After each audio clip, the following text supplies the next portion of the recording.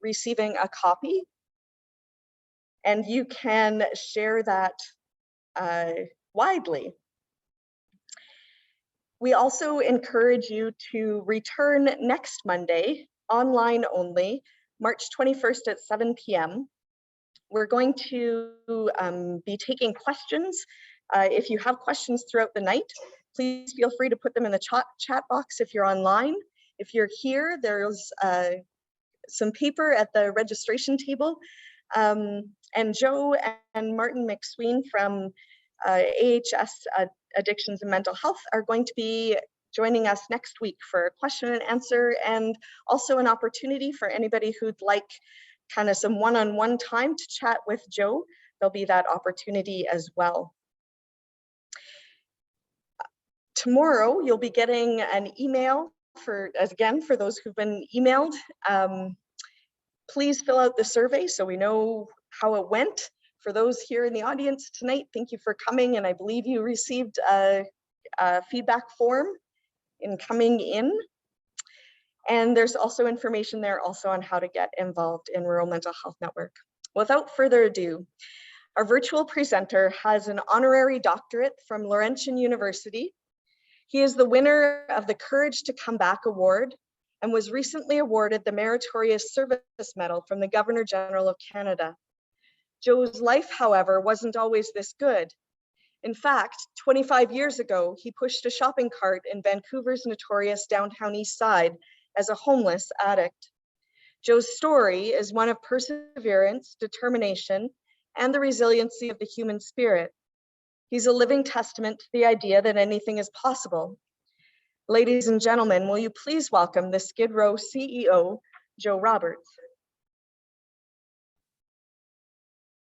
Thanks, Heather. And you know what, thanks everyone for your patience. And I just want to, before I jump in and get going, I just want to thank everyone who put this together and allowed me the opportunity to be here tonight.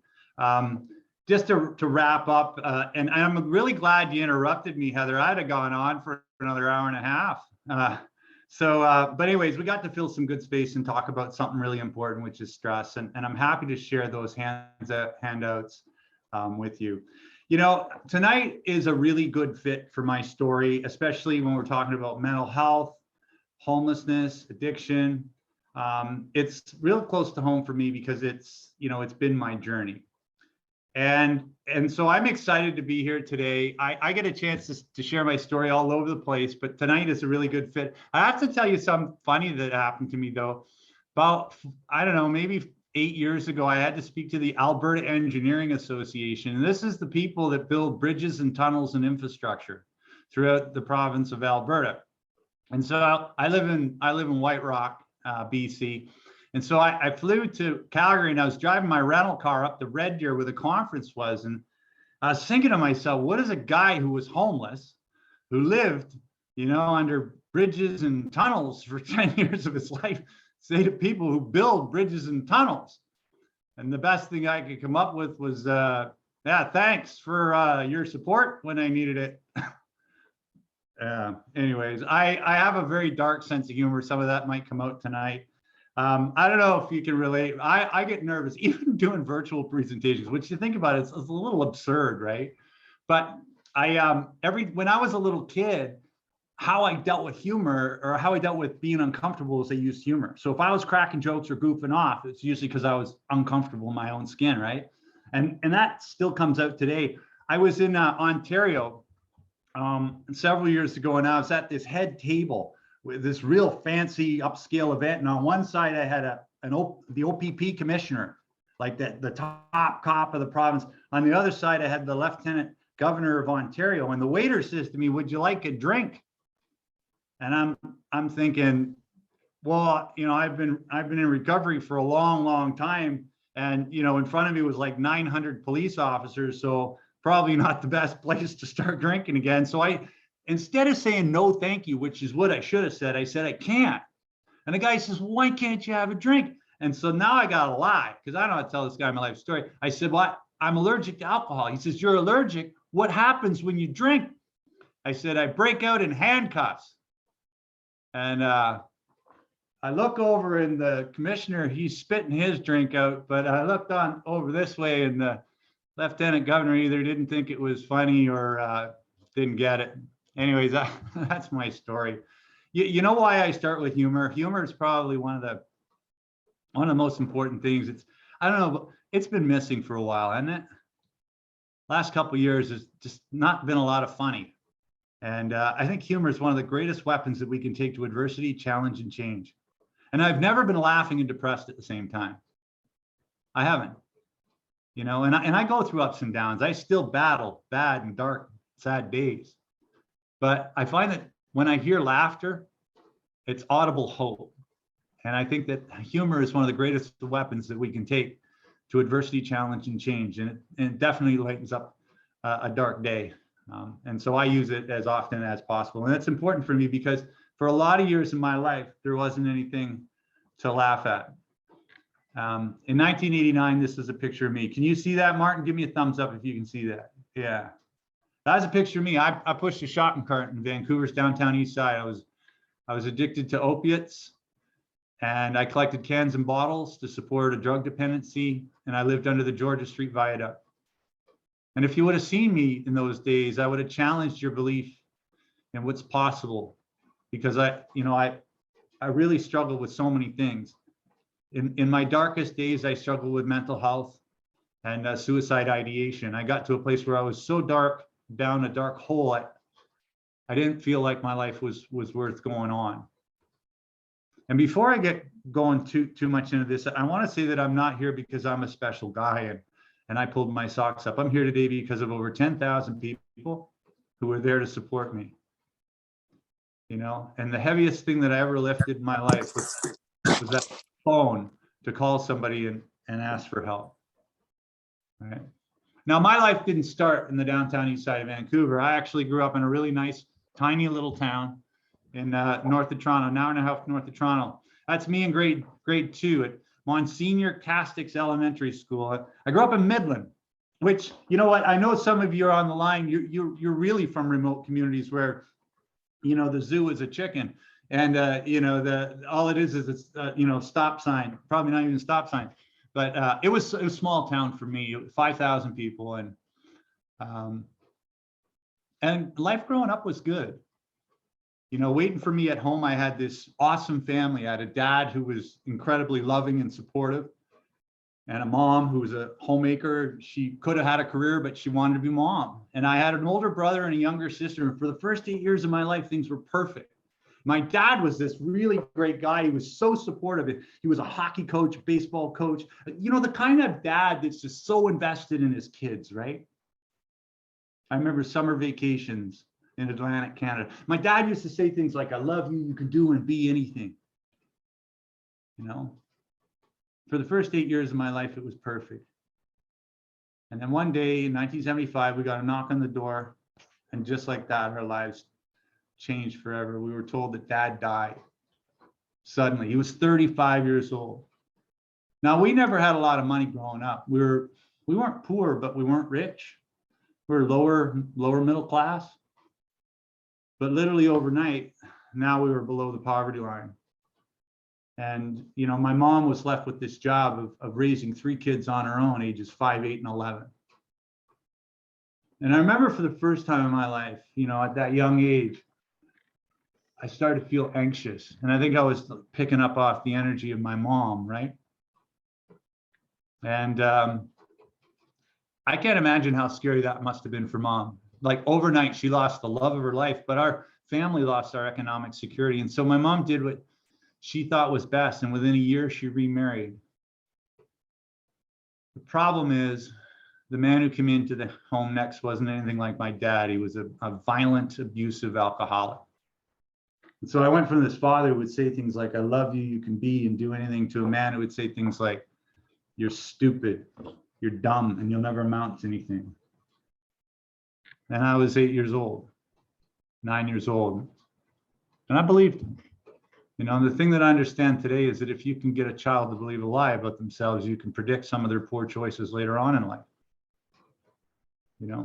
When I look back at my story today, I had 2 traumatic events that happened that went unresolved. I lost my dad and I didn't properly grieve. And I didn't really have an outlet to deal with the physical and emotional abuse from my stepdad. When the opportunity presented itself at 9 years old, my brother and his older friends were huffing glue, and they asked me to join, sniffing glue. And I joined. I got high for the first time. And I didn't join because I was curious about getting stoned or, I wanted to be cool and rebellious. I joined because I wanted to fit in. It was a total social thing for me. I was looking for my tribe. I was looking for my connection. I was looking for something I wasn't getting in the world.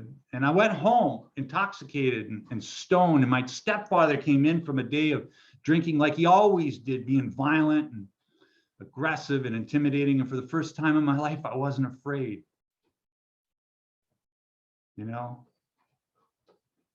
Drugs protected me from the emotional uncertainty.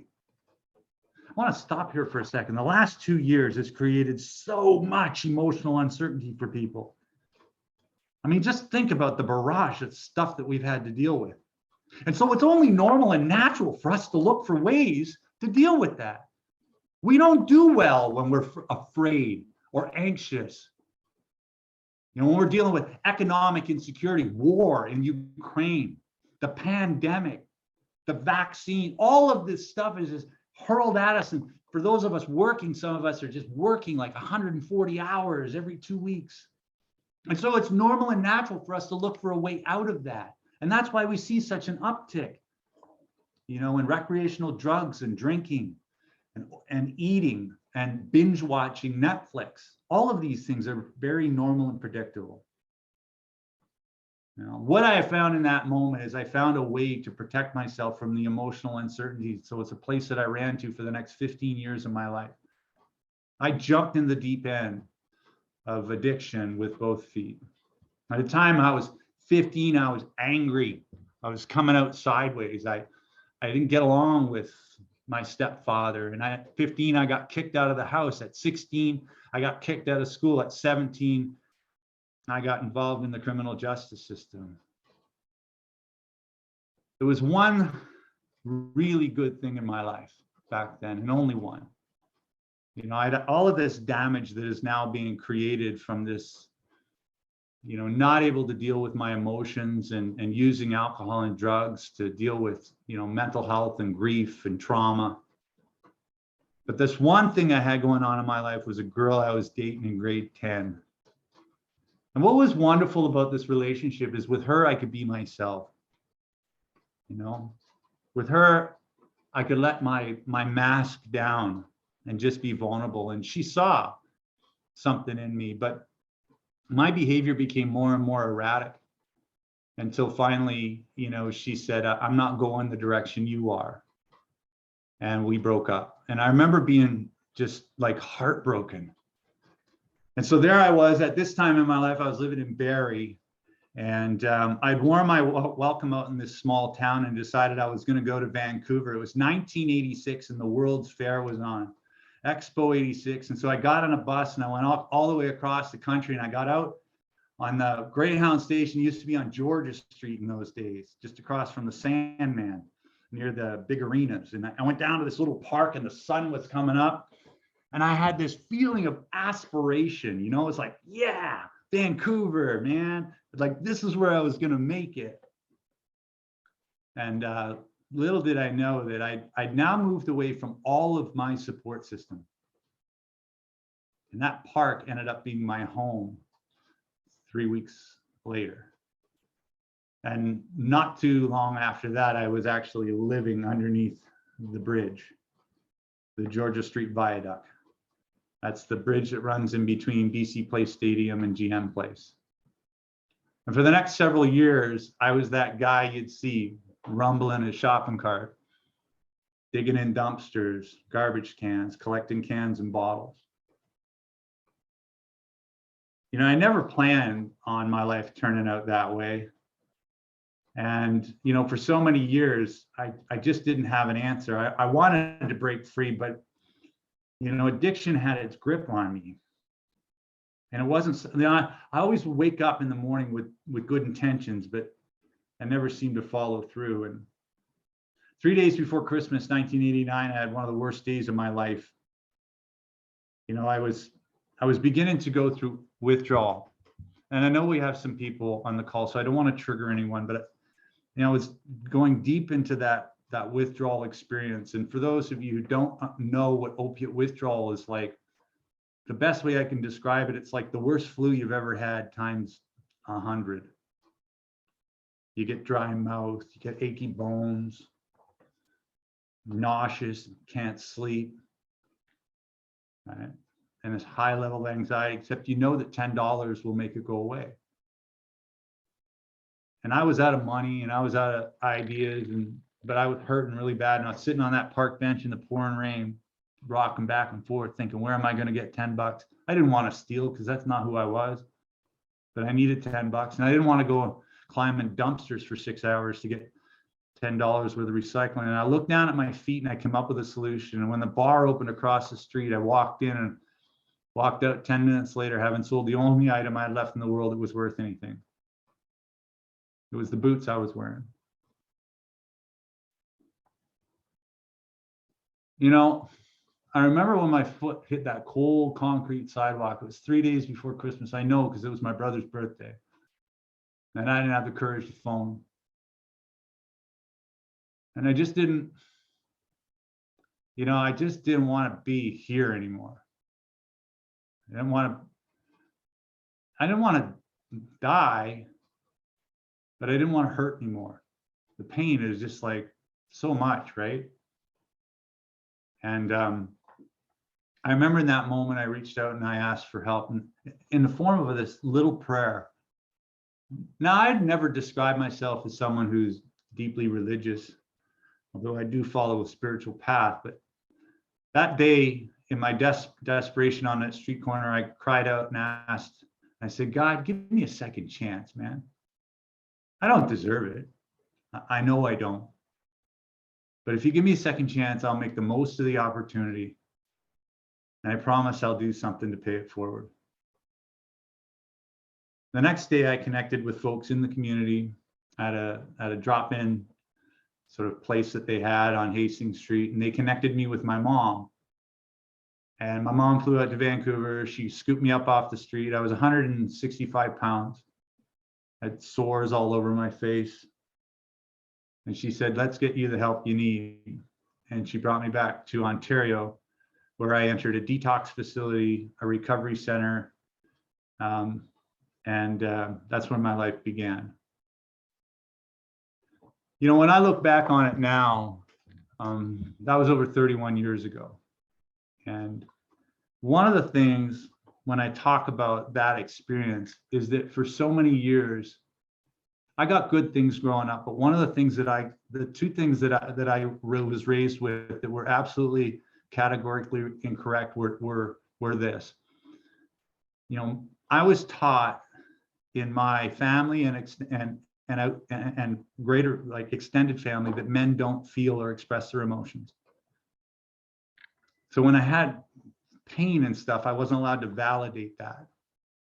I never really was able to grieve properly for my dad, or even have a voice to my own, you know, abuse from my stepfather, right? And the second thing is that all the men and role models in my life were all men who lived in the illusion of self-sufficiency. What I mean by that is these were men who modeled, you don't have to ask for help. Asking for help is weak. And so I had these things going on, and it's just amazing that I didn't, that I made it through there. When I look through it now, I realized that all my life, I was just trying to get over it, get over it, get over it. You know, my business partner and I, Dr. Sean Richardson, we wrote a course called Energy Health Management. In fact, that's what I was talking to earlier when we had some time to fill on the stress recovery wheel and the continuum. But one of the things I realized about stress and challenges in our life is that a lot of times when stress, challenge, and crisis happen, especially think about just the last couple of years, our immediate response at least mine for a lot of years, has been get over it. Sometimes you have to because you don't have time to deal with it. But if you don't come back and actually deal with the human stuff, it doesn't really go anywhere, does it? It's always there until we go back and process it. You know, and for so many years, you know, it's like dad died, get over it. You know, this happened, get over it. So, and then I learned how to mask with alcohol and drugs or anger, you know, or overeating or binging on, you know, Netflix, whatever, just do different things to try and kind of get over it. When we look at that, it's a broken process that actually leads to a bit of a backlog or buildup. And so, you know, I would ask you this question, and you don't have to respond in the chat or anything, but when have you used this recently? You know, think about the last 2 years. When has big stuff happened and you had to just kind of get over it? You know, loss of a loved one, loss of a business, loss of some freedoms, right? Relationship challenges, our emotions connected with COVID or Ukraine. Now, why do we do that though? What are the benefits? What's the, why do we, what is the value of just get over it? It saves time. It's quick, especially if we're at work and it's like crisis after crisis after crisis. We don't have time to sit down and do Dr. Phil. we got stuff to do, right? And so the benefit is we get to keep moving. The other thing is that, you know, we don't have to do the hard work of actually sitting with that, you know, those human emotions and processing. But what's the negative impact or the cost that you're aware of? Over time, that sort of builds up. And what reinforces it? You know, I talked about growing up. I think there's a lot of things that reinforce not actually dealing with the stuff in our lives. You know, we live in a world that celebrates performance, right? We talk about, you know, getting the work done and well-being and health and mental health. Like they're two separate things. They're not. They're the one thing. A solid foundation in mental health builds high performance. But we live in this world where it's like we celebrate the Olympic athlete, we celebrate the Stanley Cup winner, we celebrate the guy who's got all the social media likes, we celebrate the billionaire. We never ask what they had to go through mentally and emotionally to get there. And when we're not vicariously living through others in media or movies, we're trying to do it ourselves. And the last 2 years has thrust every single human being into a high performance environment and hasn't necessarily tooled us for it. Right? And so when we look at this simple transition curve, what I've learned is that we've got to find the time to just be human, to feel those feelings, to process and go through that stuff. We do this sometimes with counselors. We do this in meetings with, if you go to 12-step meetings, we can do this in a number of different ways. We can journal. You know, we can talk to our best friend or our spouses, but to just be with that. And then through that process, we can move forward, make new meaning, you know, and then bring those things forward to create opportunities, resilience, growth, and performance, right? Now, what's really interesting about unresolved stuff is that when we don't deal with our mental and emotional stuff, we actually get physically and mentally less effective. There was a study done years ago by a Dr. Baumeister where he gave two groups of people a disturbing film to watch. One group was allowed to unpack the emotional impact it had on them. The other was told to suppress it. Afterwards, they were given mental acuity tests and strength tests. And the group that were told to suppress their emotional and mental stuff actually performed a lot worse on the mental and were actually physically weaker. Right? And so when we don't deal with the emotional stuff, we become weaker. And when we let that stuff backlog, this is where we can see such a dramatic rise in burnout, anxiety, depression, and addiction. Right? And so, look, I'm not a therapist or a counselor. We've got really smart people on the line who do that for a living. I'm just someone who knows that when I'm in trouble, I need to talk to somebody. And so just to summarize this whole thing, it's like, what do you do when you find yourself in that same kind of place I was at? Maybe you never identified being bootless on Hastings Street, but we have those sad and dark and desperate days. Check in with yourself. Reach out for help. You're not alone, and follow through with some action. Do something, right? And live to fight another day. Before I left the downtown east side, I met a guy who told me so much about myself and the world around me. His name was Gus. And I sat down beside him one day, and this was about 3 weeks before I left the downtown east side, and I got to know him, and I remember he said to me, he says, Joe, you're an amazing human being. He says, there's more to you, Joe, than you can see. At the time, I had dirty black fingernails, yellow teeth, matted hair, clothes I've been wearing for, a year. And he said, there's more to you than you can see. And for the first time in my life, someone spoke to my potential, my possibility. For the first time, someone other than my mom and dad. Possibility is seeing something in someone that they can't see and then helping them move towards it. I think it's the heart of all great leaders, great counselors, great teachers, great thought leaders. It was the thing that drove Gandhi, Dr. King, Terry Fox. Seeing something in the world that wasn't, or seeing something in themselves and having the courage to move forward. Gus said to me, there's more to you than you can see. And he's right. Because I found myself in Ontario after that detox facility. I went to a treatment center, and I flourished in that treatment center, and I did what I was told, and I went to the meetings, and I did it all. And then I got an opportunity to go back to community college, and I went to Loyalist College, and I remember walking on the campus feeling like, oh, I don't belong here, and all these real scared feelings. But I stepped into it. I got out of my comfort zone, and I discovered something extraordinary about myself, because when I started to do the work, all these lies that I believed all my life that I was stupid and I wasn't worth it were wrong. 3.5 years later, a guy that got kicked out of 2 high schools and failed out of 1 walked across the stage at Loyalist College, and the announcer called out, it said, Joe Roberts, Dean's List. I graduated with a 3.94 GPA. And the top of my class. I still didn't get a haircut though, bit of a hipster. I remember I went down to where my mom was sitting, and she gave me a kiss in the cheek. She said, I'm proud of you, son. And the one thought I had was how many of my friends never got that second chance. How many people I know that have the same possibility that Gus spoke to about me, but they didn't have or meet Gus, and they didn't have my mom, and they didn't have those people in my life that I had. And that drives a lot of the work that I do today.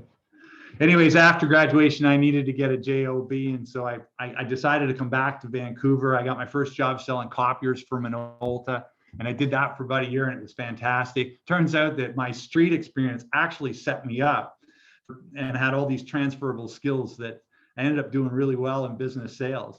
I'll tell you something about the pandemic. As tragic as it is, and I don't want to diminish or take anything away, especially if you've had tremendous loss. But when we go through these kinds of adverse times, we build assets, and we're going to look back at this time 3, 5, 10 years from now, and we're going to go, that made us stronger, and I'm this way because I went through that. Probably isn't maybe present or apparent to you now, but I guarantee you at some point you're going to have that perspective. I worked at Minolta, and after 1.5 years I left. I got an opportunity to start a company with a friend of mine. I jumped in with both feet again. I put my head down. We worked really hard. A few years had passed. I bought a big expensive car, and I was driving that big expensive car to work one day, and I got stopped on the downtown east side. I looked out my window, and there's a kid about 19 pushing a shopping cart full of cans. And it hit me how far I'd come. When I got to the office that day, sitting on my desk was a copy of Canadian Business, and I was on the cover of it.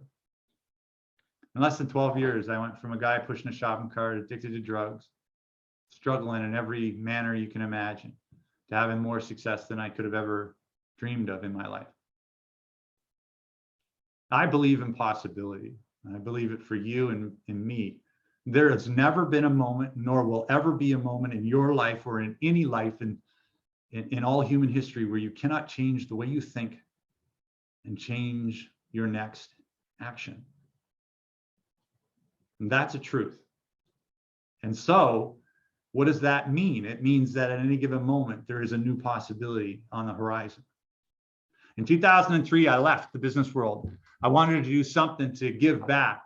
You know, this country gave me so much. I wanted to do something to raise awareness for youth at risk. And I was on an airplane ride going to Calgary one day with my partner, Dr. Sean Richardson. I said, Sean, I want to do something to raise awareness, to inspire Canadians to think differently about, you know, kids at risk and, you know, kids that get into trouble, kids like me that came from, you know, troubled homes and, you know, had challenges with their mental health or addiction or homelessness. And Sean says, well, if you want to raise money or you want to inspire Canadians, he says, why don't you run across Canada, Joe? And I remember I looked at him and I said, well, why don't you run across Canada? Last thing I want to do is run across Canada. I mean, it looks small on a map, but it's pretty wide. And I was also not an athlete at that time. I am now, but when he said this to me, I was 280 pounds and I hadn't walked more than 5K in 10 years. And he's talking about running across Canada. I said, no, I ain't running anywhere. He says, okay, you don't run. How about you walk? I said, well, if I walked across Canada, what would make it different? He says, well, you could speak. You're a good speaker. You could inspire people. You could get them to think differently about how we systemically change the way we're addressing this issue. And I said, okay, but how would it be different? He says, I know. Why don't you push a shopping cart? And it was like, whew. When he said that, the hair on my neck went up. And that's when this idea to push a shopping cart across Canada was born. You know, the first problem that we had was the shopping cart. I don't know about you, but every time I go to Walmart or Superstore, I always get the cart with the wheel that doesn't work, you know? So we had to build a shopping cart from scratch. And thankfully, we had these really smart kids from the local high school, and they suggested like turning a baby carriage into a shopping cart. It was a brilliant idea, and that's what we did. It was actually Chariot Carriers, formerly out of Calgary. They're part of the Thule group now, but we called them up. They donated some baby carriages, and we turned them into shopping carts. And over the next 3 years, we raised $1 million and did 10,000 things to get ready. And finally, you know, this dream that we had on this airplane ride was a reality. And I found myself standing in Cape Spear, Newfoundland, ready to walk across the second widest country in the world. And I have to tell you, I was anxious. I was scared because I wasn't sure if my body was going to make it, and I wasn't sure if anybody was going to care. This video captures what happened in that 17-month walk across Canada. You know, and I've shown this 1,000 times, and it's still really inspiring, and I know you're going to like it. So check this out. This is for, you know, every kid in this country who feels different, who gets stuck. And it's our responsibility to reach out and help those children transition safely into adulthood. You know, sometimes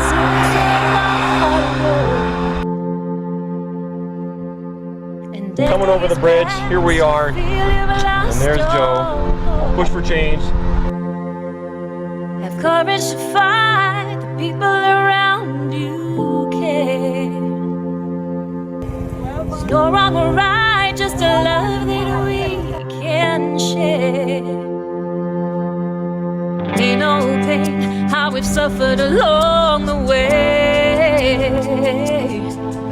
Underneath our clothes, our souls remain unchanged. They're awesome. Take off your mask of fear and push for change. Throw off your coat of doubt and embrace the rain. Everyone is unique, yet we're a part of the human race.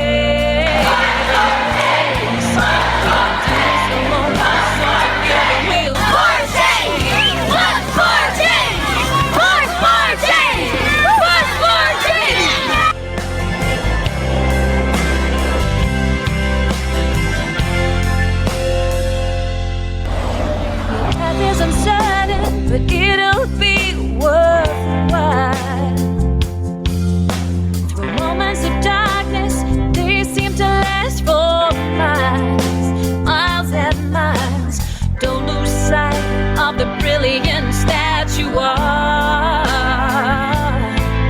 There is more in you than you can see. You gotta trust your heart. Whoa, whoa. We take off your mask of fear and push for change. Throw off your coat of doubt and embrace the rain. Each of us is unique, yet we're a part of the human race. We won't do this alone, so together we'll push for change. Push for change. Yeah, yeah,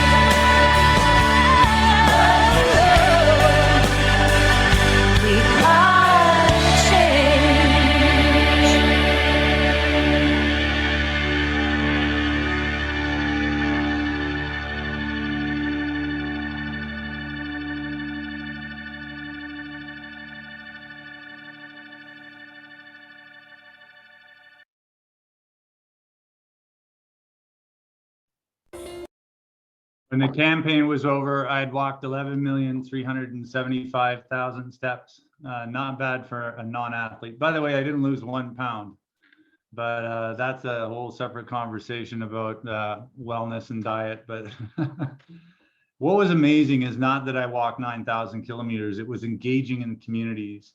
And I have to tell you that our best engagement came from small towns. You know, when we got to Alberta, we were in Brooks and Bassano, and you know, it was those little towns that we went through. And we also went up through the center as well. We went up to Red Deer. We had an event in Edmonton, but it was the small communities that welcomed us in, and that made an impact. And as a result, we raised $600,000. We also got $1 million donation when we completed the tour. But a lot of the things that we were advocating for with our national partners, Away Home Canada and the Canadian Alliance to End Homelessness, 2 months after the campaign was over, the federal government made an announcement, and a lot of the things that we were advocating for were in that package. Now, we've got a lot of work to do still, but we started off just as this little grassroots campaign, and we achieved more than we could have ever imagined. One of my favorite days was walking into Ontario. I'd been walking for 5 months through Atlantic Canada and Quebec. And when I crossed into the bridge, waiting for us was our community safety partner, the Ontario Provincial Police. And I didn't know this until I got to the bottom of the bridge deck, but there was all these people from the community and about 1,000 kids. And one of my heroes. And waiting for me at the bottom of the bridge was the greatest hockey dad in the world, Walter Gretzky. And I got to walk with Walter that day. And I asked Walter, what one piece of advice would you give on resilience? Because I always like to learn from people who I admire and respect. And Walter looked at me and he said, I've always told my kids, don't quit. Don't quit. And I remember he put his hand on my shoulder and he says, you're doing real good work, don't quit. And I remember at the time thinking that was trite or simple. But I never forgot that idea. And, you know, I've had a lot of time to reflect on it since. And can you imagine if everybody just had a Walter in their corner when they had a bad day? You know, had a Walter in their corner when they wanted to pick up and start using again. had a Walter in their corner just when they were feeling sad and lonely, to encourage them. I think we can all be Walter. Yeah, I think that the greatest thing that we can do as human beings is be there for other people. Walter was right, because I needed those words. When I got into Northern Ontario, it just got weird. You know, when I got up into Sault Ste. Marie and Thunder Bay, and you know, I walked over Lake Superior in the middle of wintertime. And it got strange up there, and then it got even stranger. And we posted this picture on Facebook. My mom, who God bless her, she's still with us. She's 81. She was following me on the Facebook, and she says, I posted this, and she phoned me. She says, "You kids and you dangerous and selfies. You don't take a picture of a bear, you run." And I was like, "Actually, Mom, you don't run when you see a bear, but that's not really a bear." I said, "Don't worry about Mom, it's Photoshop." And she says, "I don't care what kind of bear it is." And but we explained that it was a doctored image, and we got her to stand down. There were a lot of days where it was hard, you know, really hard. When I got up near Wawa, my knee and ankle and hip started to really hurt, and I had to go up and down these hills, and it was minus 40 and 70-kilometer-an-hour wind coming off Lake Superior, and I wanted to give up, but I didn't. I kept going. This one morning I woke up and I was, you know, I wanted to pack it in and go home. I'd been walking for over a year, and I was tired. I was exhausted. I didn't think I had any more in me.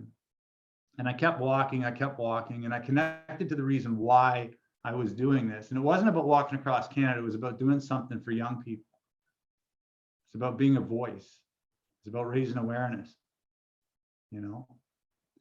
And when I finished that day, I remember rounding a corner after walking almost 24, 25 kilometers, and I was standing in front of the Wawa Goose.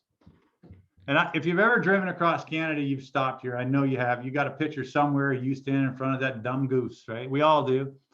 And something beautiful happened for me. All of a sudden, I had this overwhelming flood of emotion. Because back in Newfoundland, I was scared, man. I was scared I wasn't going to make it. But I took action steps in the face of adversity, in the face of uncertainty. And I now stood in the shadow of this goose, and I knew that the worst part was behind me. I had just walked halfway across Canada, through a Canadian winter, halfway across Lake Superior in the dead of winter. And I knew I was going to make it. I knew that what was behind me was much greater than what was in front of me. And this load was lifted. And I feel that way today. We have been through a long haul, but we're stronger for that experience. You know, something else happened to me in that moment is I had this flood of patriotism. You know, we live in an incredibly excellent place. We've got problems. We've got challenges. You know, any great country does, and we've got to work on that. But I remember standing in that, you know, in the shadow of that goose and having this overwhelming feeling of patriotism where it just sort of washed over me. You know, I live in a country that paid for my detox, my college education, a country that allowed me to go from Skid Row to CEO. You know, we live in one of the best places on earth. We are the true north, strong and free. And I know that because my name is Joe and I am a Canadian. Normally when I do that at a keynote, I yell it, but that would just be weird if I did it here. You know what else is funny about that? It's from a beer commercial, right? There's some irony there. Anyways, I do love this country, and I knew I was going to make it, and we continued on. And a few short months later, I walked into downtown East Vancouver and walked down East Hastings Street in the last kilometer and finished up my trek. You know, people ask me all the time, and the media ask me all the time, they said, "Joe, how did you do it? How did you do it?" And they were looking for the secret. You know, like I had some sort of hack to life. And there really isn't a secret. It's just staying in action, connecting to something that means something to you, and acknowledging that challenges are part of the journey. You know, and so Sean and I actually worked out a simple behavioral change model. So think about this. What possibilities do you want to create in your life? Maybe you want sobriety. Maybe you want to have less stress in your life. Maybe you'd like to have, some peace and normalness return to your life or your family. Maybe you want to take on a wellness challenge. Maybe you want to write a book. Maybe you want to get out of a bad relationship. Whatever it is that you want, let's say a year from now, or something big that you want to work towards, that's your possibility or your goal, right? Right now, it's just a thought. Everything in my life was once just a thought. And so you fixate and clearly understand what that possibility is. Give it texture, see it, touch it, feel it, understand what it looks like. This is how I got across Canada. I saw it before it happened. And the next thing you do is you simply work through A, the actions, I, the purpose or reason why you would want this thing in your life. And then R, recognize that there are going to be roadblocks, external and internal. By the way, I've got a whole white paper on this. I'm absolutely happy to share with the group to send out. And it's a whole working model. It's a lot more than I'm showing you here, right? But when we create really clear, resonating purpose in our life, when we step into action connected to purpose, we can overcome any roadblocks that are in our way. Okay.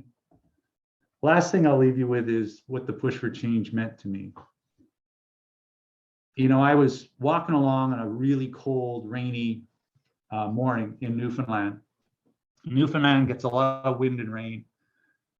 And I was on this particularly desolate section of the highway that ran from St. John to Port aux Basques, which was 935 kilometers, just the island of Newfoundland. That people asked me, they said, why did you include that?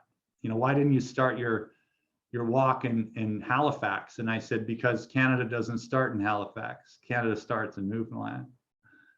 And anyways, I was out on this dark, desolate piece of highway, and I looked down and there was this penny, one much like this one right here. And I don't know why I saw it, because the penny was the same color as the dirt. It was like a copper dirt. Anyway, so this penny, I picked it up and I thought to myself, this penny has absolutely no earthly business being where I found it. And I remember I knocked it on the side of my cart and I picked away at it a little bit and I looked at it and I noticed this penny didn't look like the other pennies. It had patina, it was all scraped up, scuffed up. And I held that penny and I knew it meant something, but I didn't quite know what. And as I completed my day, the metaphor came screaming into my mind. You see, I found this penny in the street. This penny had traveled a harder road. This penny had seen and experienced things that other pennies hadn't. This penny didn't look or feel shiny and new and pretty like all the other pennies. What occurred to me when I held that penny in my hand is that regardless of its outward appearance or the road it's traveled, or what it looks like on the inside or outside, by the very nature of what it is, it can never, ever lose its value. And neither can a human being.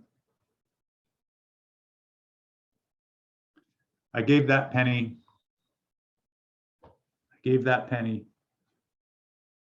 to a friend of mine from the United Association of Canada when I finished my walk across the country at the library in downtown Vancouver. And he traded me for a check for $1 million. And we continue to use that money to support youth at risk projects in schools all across Canada through something called the Promise Project, inspired by that promise I made on that street corner 30 years ago. I don't know why you're here tonight, but I'm going to take an assumption that most of us want change. We all want change. We want change in our lives. We want change for our community. We want change for our kids. We want change for our world. I believe that we live in a watershed moment in human history. I really do. I believe that we live at a time when, in the not too distant future, we're going to look back at this and call it before.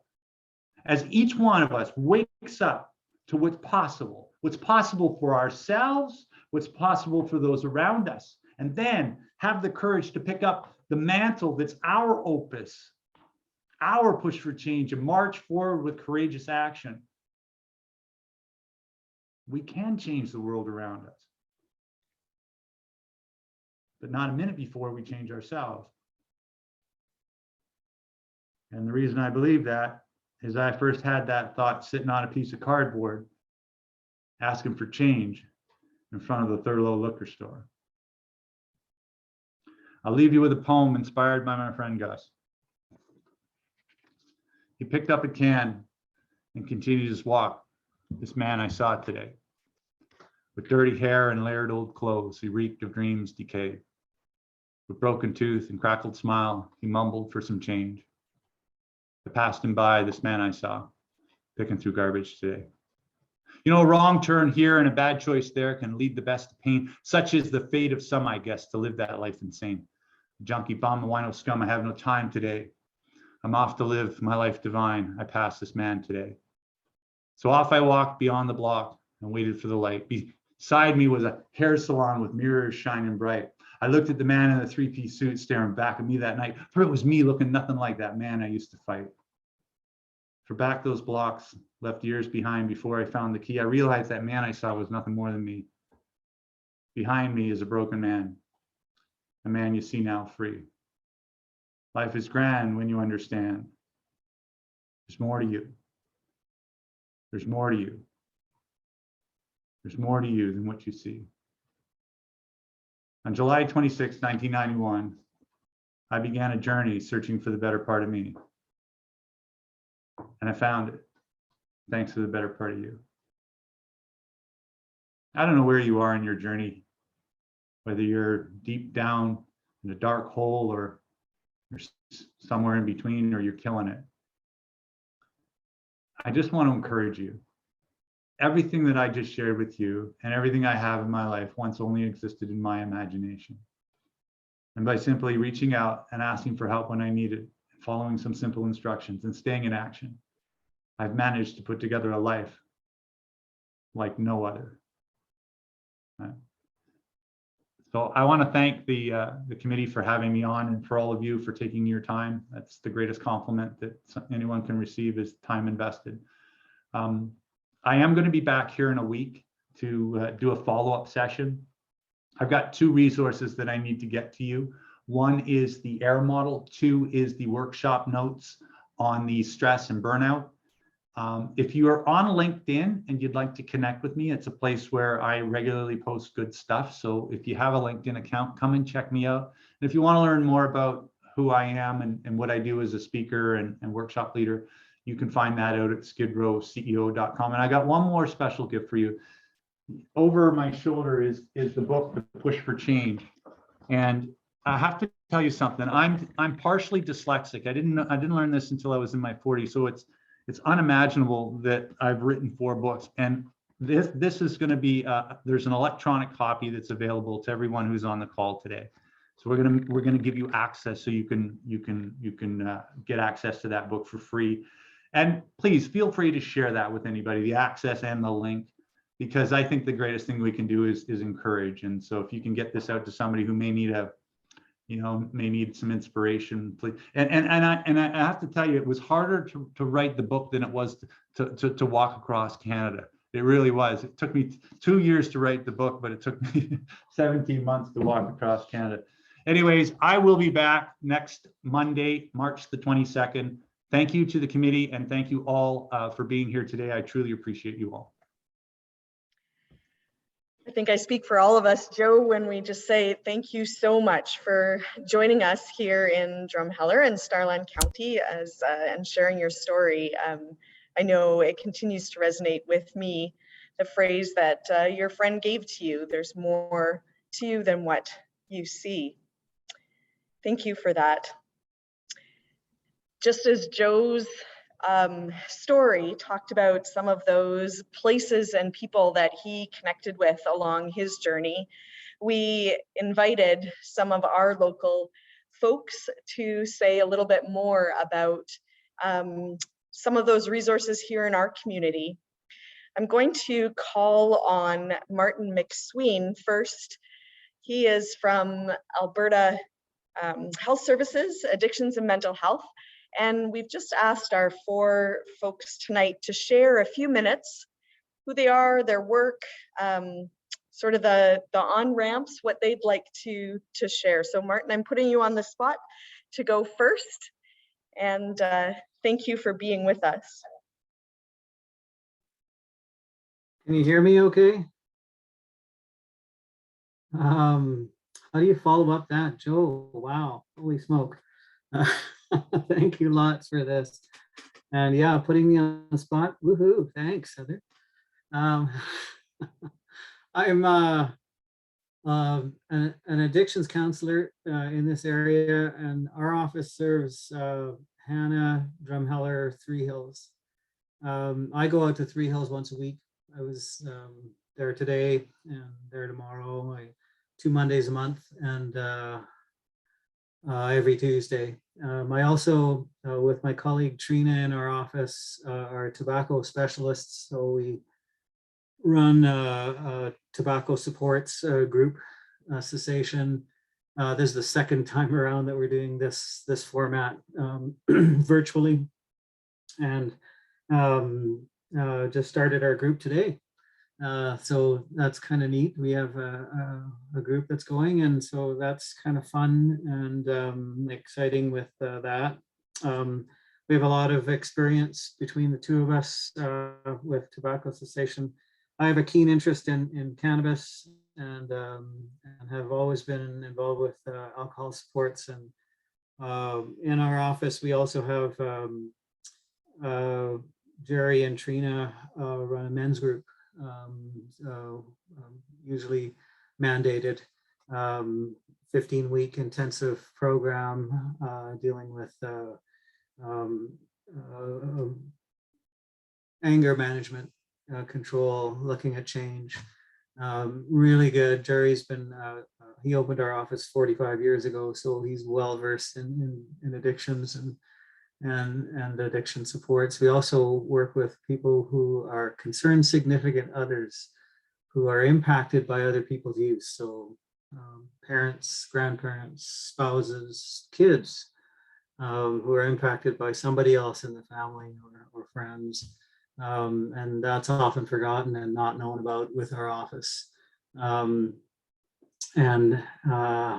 then key, rurally, we, in the cities, there are youth supports and adult supports. Rurally, we are generalists. We work with youth right through seniors.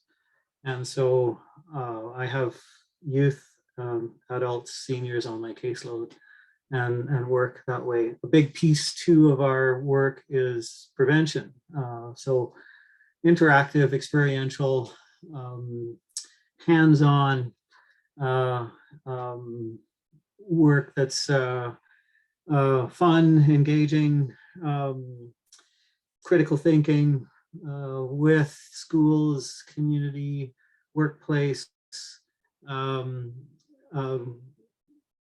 even teams to look at dealing with concerns or problems in the workplace, the school, community, looking at bettering yourselves or being an effective support person. So that's a snip of what we do. Am I supposed to give out contacts or just that? Is that good? That's fantastic. And Martin, you're welcome to give out contact information. We'll try and make sure that goes out in the email to participants as well. But yeah, that would be great if you could. Type that in. Oh, well, you want me to give what's great in our province is an addiction helpline 24/7, 1-866-332-2322. That number gets you linked to counselors or triage team that can link you to the closest office near you in the province, anywhere in the province. And it is 24/7, which is really great. We have a tobacco helpline, which is a good one. And that addiction helpline can triage to that one as well. And that's 8 a.m. to 8 p.m., 7 days a week. You can actually get contact and support to help you with change with tobacco, which is a wonderful service to have, and it's free. And a lot of people, it's interesting, people still come to us and say, how much are you guys? and we are covered.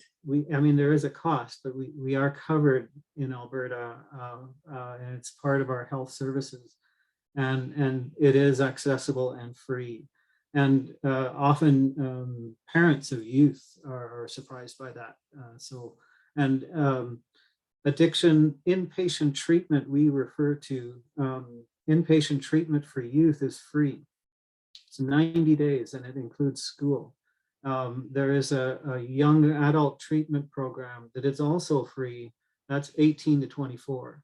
And then for the rest of us adults and seniors, it's there's a cost. But during COVID, one of the good things, Joe, is because of COVID, the Alberta Health Services and the government made it free to access treatment. And that was really cool for our inpatient run service treatment programs. That really made a difference for many people. And that was quite significant when people found out about that. So that was really neat. So I'll type in the numbers in there, and our local office, our main office is in Drumheller, but like I said, we serve Three Hills, Hannah, that's our hub. So. Thank you so much for joining us, Martin. And thank you also in advance for coming back and being with us next week. So yeah, for those here tonight, as well as those online, if there are specific questions that you have for Martin, please do feel free to leave those in the chat box or on paper or email them as well. To add, sorry, I always come in, I'm an addictions counselor, but I always come in not knowing anything and learning from the person that I'm called upon to support. So that's key. No judgment, clear communication, and a helpful ear. So if that's helpful. Thank you. Thank you. We've invited Dr. Olfert here as well tonight. Another sort of on-ramp into those mental health and addictions pieces can often be our family physician. And so thank you for joining us. Being a little taller, am I translating okay? Yeah. Thank you. I'm Dr. Lawrence Alford. I've been here for a few years and do general practice and some emergency work and that sort of thing. And I got to echo some of the things that Joe did say. And well, first of all, everybody's an individual. They may have their addictions, they may have their physical problems, but everybody's an individual, and to find that individual inside their problems is our challenge. I also work with Marty and the Addiction and Mental Health Program to try and facilitate and help people. Some of them, when their depression is that deep, of course, as physicians, we will use some of our antidepressants and sometimes our anxiolytics to get things settled so that you can even concentrate on the work you've done or the work that is to be done. But it's really these people that take the next step and guide you. We and physicians now have actually a trauma score that we look at people that grow up and see how much trauma they have been through, and that'll tell us what life pattern you're going to pick. And when those traumas are not resolved, they will be ongoing and giving you the problems. To access us, I still, for mental health and addiction, I still ask you to work through those fellows, and they contact me or some of the other physicians, and we'll work together with them. We do have a program in our emergency department, a Suboxone induction program. All physicians are supposed to be able to do Suboxone induction. That is available 24/7. I do about 2 or 3 every month with Suboxone. For me, it's an easy thing. I also have my methadone license. I also run a pain clinic, and that includes those who have addictions and mental health. And we put that combination. Just because you have addictions or mental health doesn't say we can't control your pain. And both clinics have walk-ins in the afternoons that if you need some help, walk in. I know I do flit around a lot. The other thing, which I think Joe hates as much as I do, is when they said, get over it. That's where you get the people who burn down. They burn down because everybody tells them just get over it. By the time they come to us, they've burnt down, and then we have to take some action. And Joe's mentioned some of them taking time off work and or doing some counseling to get them better. But I think I'll pause at that. And it's been nice to meet all of you, and I hope we can help some of you. Thank you. I'll add one thing. Don't get mad at your doctor if he doesn't do anything. I do have to say some of them are into mental health and addiction more than others. Just like I don't do surgery, don't ask me to do surgery. And if you don't find the first physician to help you, maybe just check out or go to Addiction Mental Health. They will get you to the people who work at it more. Thank you. Thank you so much. I'm going to invite Jen McCrindle to share with us. And Jen, I'll let you introduce yourself as well. Yes. Hi, everyone. Thank you so much for having me on to speak on the panel after Joe tonight.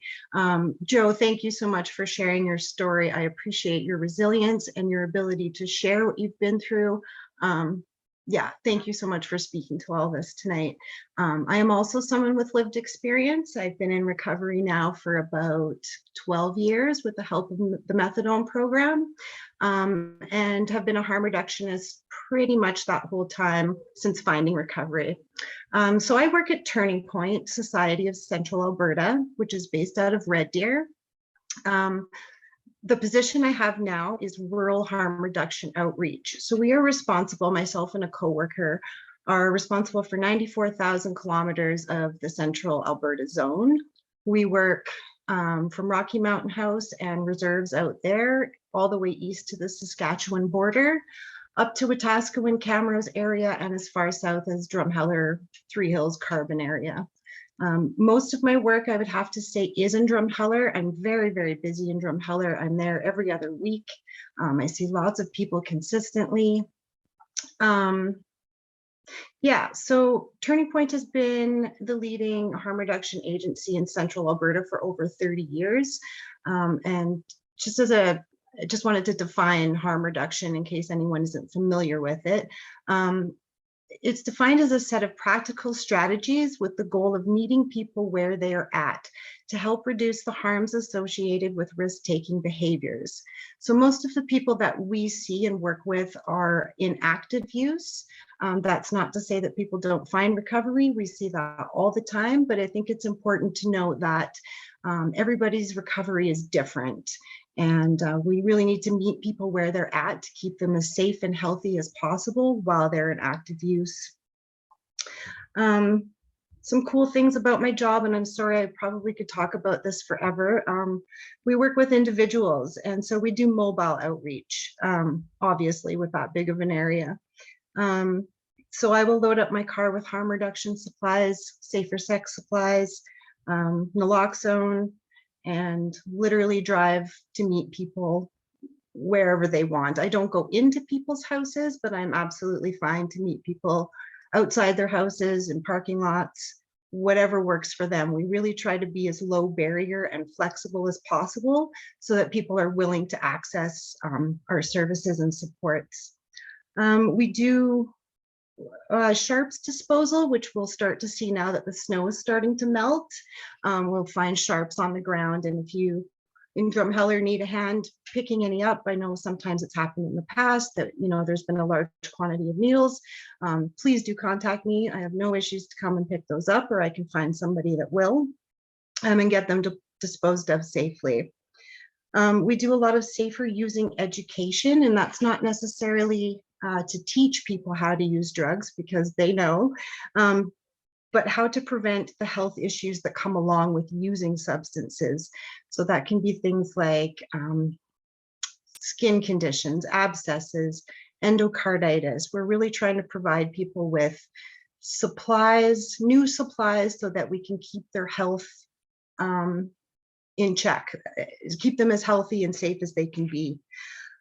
We do a lot of advocacy work, which has been kind of difficult lately in Alberta, but we do still, we advocate for our clients if it's prescription coverage or treatment, support letters, court. We're more than willing to speak on behalf of people. Something cool about our program, I think, is the peer support aspect. And hello, shout out Cassandra Spellman, I see you. So most of our staff are people with lived experience. So I think that provides an interesting dynamic that we can really reach people. You know, we can really understand what they're going through because we've been there. And we, of course, do referrals to virtual opioid dependency programs, detox, treatment, food banks, income support, whatever the people need, we work to help them acquire that. Community-wise, I love what I do because I get to work with so many different groups and people and organizations, and it's always something different. And when Joe said staying in action, that really stuck with me because that's what keeps my recovery up, is staying in action, always working to educate, always working to partner with people, to learn from, to teach. I like to stay in action. So I really appreciated that phrase that you used. So in the community, we do naloxone trainings everywhere, anywhere, with anyone, it doesn't matter. We'll pop into businesses. We've done it with Cora at the Plaza in Drumheller. We, in a park, skate park, like there's nowhere that we won't do naloxone trainings because it's that important. 2021 was by far the worst year for opioid poisoning deaths in our province. And we need to be creative and innovative on how to prevent those from continuing to happen. We do a lot of presentations with different community groups. We've worked with Citizens on Patrol in Carbon. We've educated Children's Services. We just did a presentation for Starland County. And schools, that's another interesting piece that's really kind of picked up in the last year. We've been to several different schools, Hannah, Coronation, Delburn, just a couple weeks ago. And we're teaching kids actual naloxone training as young as grade 6. So I also appreciate that about Joe, that he's working with youth and trying to educate the youth on these issues because it's super important.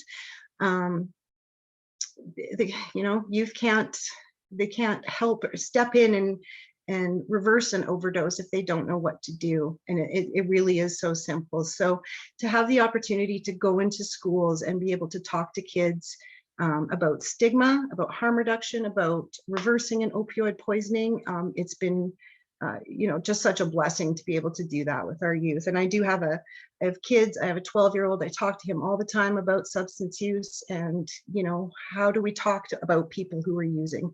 How do we treat them? Like, these are the things that kids, they're not too young to learn. Partnerships, we have a lot of cool partnerships. We have satellite sites across the central region where, and hello, Stettler FCSS, that will distribute our supplies and kind of offer harm reduction supports within their organization. So I believe right now we have 11 or 12 in the central area, and in Drumheller, that would be Riverside Medical. And we're in talks with the Drumheller Library to also offer some harm reduction there. We do partner with AHS quite often in different communities. I sit at the Hannah Addiction Walk-In Clinic every other Wednesday, and looking forward to working with Drumheller soon at one of theirs. So we do try to work closely with Alberta Health Services and addictions counselors and get people coming in to connect with those resources. Another thing that we do, as Martin mentioned, is support family and friends of people that are using. And there's really no education or experience that we received for this, but it's just something, throughout the overdose crisis that it kind of fits with us. So we support a lot of parents, and we will link them to different community advocacy groups, different grief support groups, because as we know, addiction does affect the entire family and support system around somebody who is using. As for myself, I fully believe in harm reduction as a practice, but I also believe that policy is super important, and we need to be actively working to change things. So I have been able to do research at a national level for the Canadian Association of People Who Use Drugs, which was very fulfilling, and I learned a lot about how to work with people who use drugs, how to include them in events like this, how to get their voices heard, and for them to do their own advocacy. So that was super beneficial, and I'll be doing another research project with the U of A with Elaine Hishka, starting right away. I'm also on the board of directors for the Alberta Alliance of People Who Advocate and Educate Responsibly. So that is our provincial drug user group. You don't have to be an active drug user, you can be in recovery. But it's just people with lived experience who speak to the media, speak to politicians. Yeah, and we do outreach as well. So if you want to connect with a provincial drug user group, I can hook you up with those contacts. How to connect with Turning Point. We strive, like I said, to be extremely low barrier. We will work with anybody. We don't require anything. If you need harm reduction, we are there for you. You can email me, call, text. I will throw my number and contact info in the chat, or you can easily call the Turning Point main office as well, and they can connect you with either myself or Kevin. I don't want to take up too much of your time, but thank you so much for letting me talk a little bit about what I do. And thank you so much, Joe, for speaking with us. Thank you, Jen, for joining us tonight and for sharing that. So appreciate that. And lastly, we have Tiffany Scarlett here from Family and Community Support Services to share a little bit from her. Hello, thank you guys for coming, everybody that's virtual, and I'm sorry, Heather. I just dropped your phone on the floor. So thank you guys for coming and spending some time with us. Thank you, Joe, for sharing your presentation and your story. It's something that I know I could definitely relate to portions of, and a lot of it resonated with me as well. So with Family and Community Support Services, what our biggest goal is through preventative programming. So we offer programs in the community for all demographics. We offer different events with the lens of preventative programming, specifically around social issues.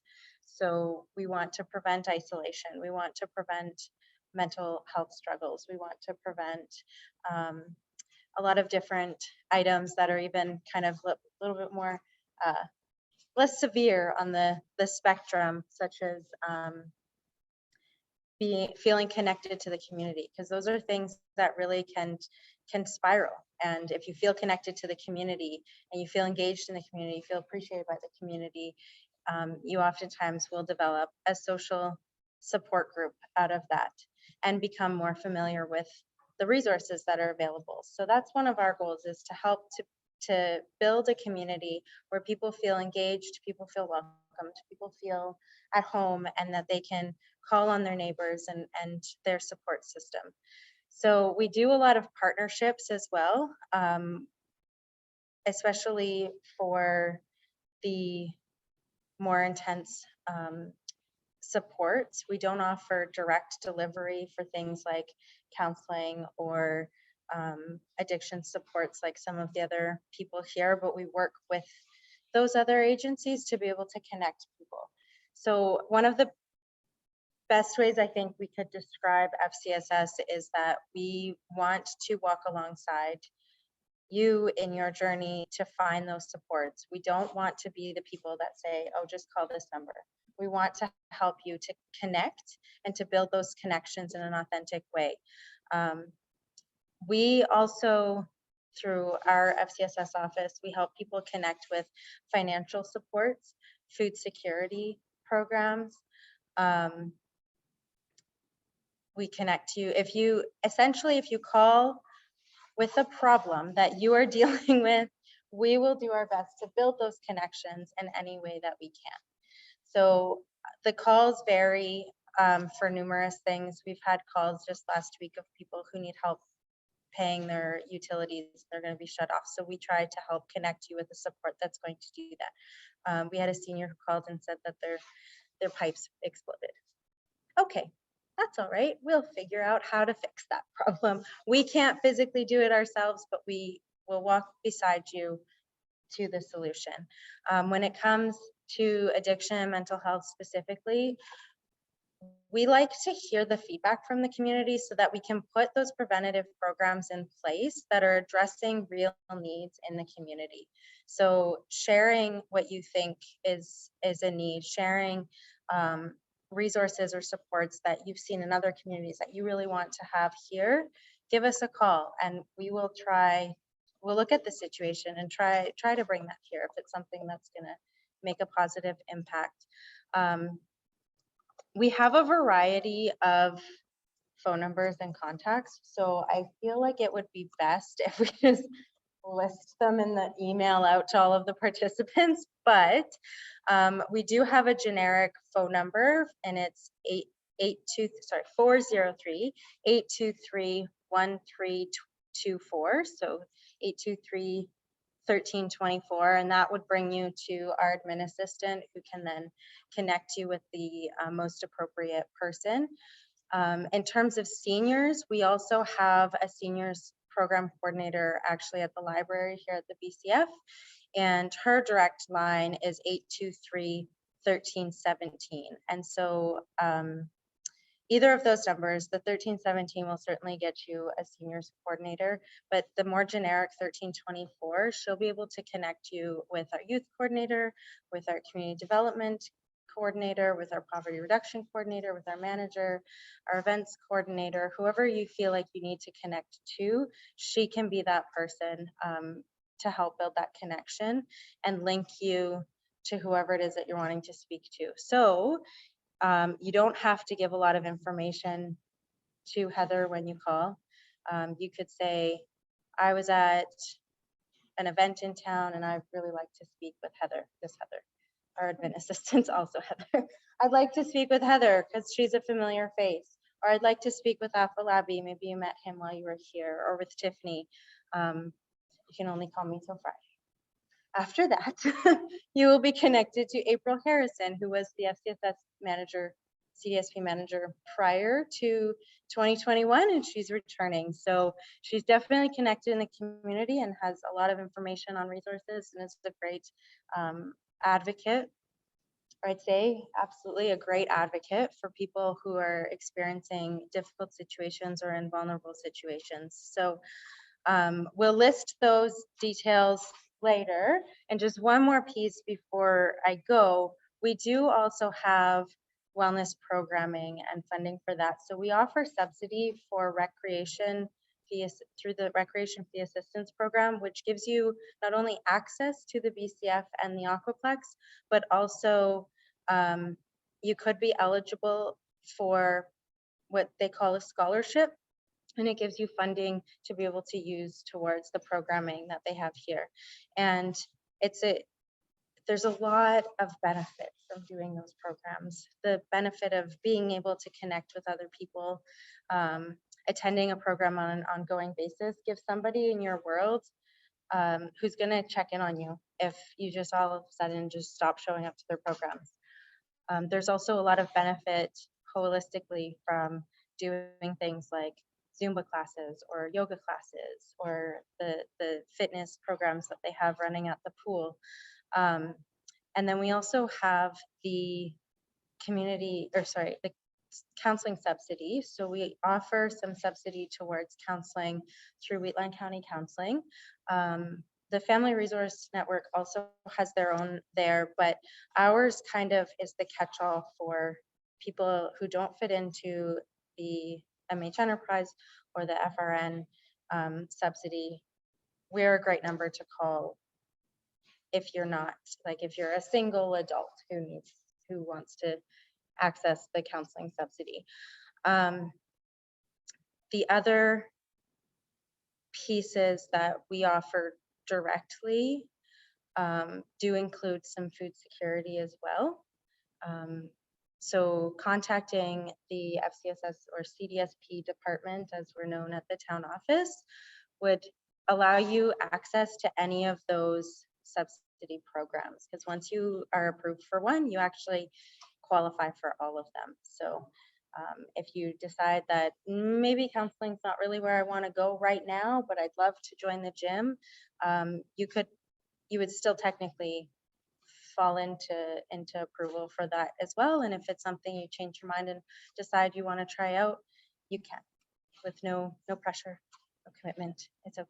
You can just try it out. Thank you. Thank you, Tiffany. Well, that wraps up our time together tonight. For those of you at home, thank you so much for joining us. Those of you here, finish up the Timbits and coffee on the way out if you'd like. And thank you so much for being a part of this evening. Thank you again, Joe. Thanks very much, Heather. It's great to be here. We'll see you next Monday.